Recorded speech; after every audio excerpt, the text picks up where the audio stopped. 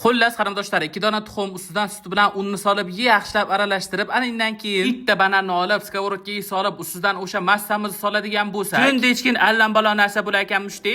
O'xsharmikan-a? Deb turib sirrasi qarindoshingiz xitoycha retseptni boshlavardi-da. Ikkita tuxumni chaqib, uni ustidan sutni solib, tan olinglar qarindoshlar, bironta blogerda bunaqa ajoyib va g'aroyib bo'lgan retseptlarni istab ko'rishga duxi yetmaydi-da. Sutdan keyin unni solib, yaxshilab aralashtirdim. Ana endiga navbat bananga bitta butun bananni olib, shunaqa katta qilib to'g'rab chiqdim. Yaxshi ham bironta restoranda bosh oshpaz emasman. Tasavvur qilinglar qarindoshlar, men bosh oshpaz bo'lgan restoranga keldingiz, nimadirni zakaz qildingiz. Shu zakaz qilayotgan zakaz qilgan narsangiz o'xshamasligiga va rasmdagi kelmasligiga tayyor turishingiz kerak edi. Skоворodkani olib, bananlarni chiroyli qilib terib, ana undan keyin massamizni chiroyli qilib solib, aytgancha qarindoshlar, shunaqa restoran ochsam kelgan bo'larmi deylar? Kommentariyada yozib qoldiringlar javobinglarni. Qarasam tutun chiqyapti. Shunda kapkirni tiqib, shunda o'girganim bilaman qarindoshlar, kuyib qopti-yo bu. Endi qarindoshingizga hamma narsa yarashaveradi. Kuyadimi, qoladimi, hammasini o'zi tirjib yeyishi qoyillatadi qarindoshingiz. Bu narsani hidiga chidab bo'lmayapti-yu, lekin qarindoshingiz tirjishi qoyillatyapti, qaranglar-ya. Ana endi siz kutgan daqiqalar qarindoshlar, degustatsiya joyi. Xitoycha retsept bo'yicha tayyorlangan bananli tuxumni yeb ko'rishni boshladim, lekin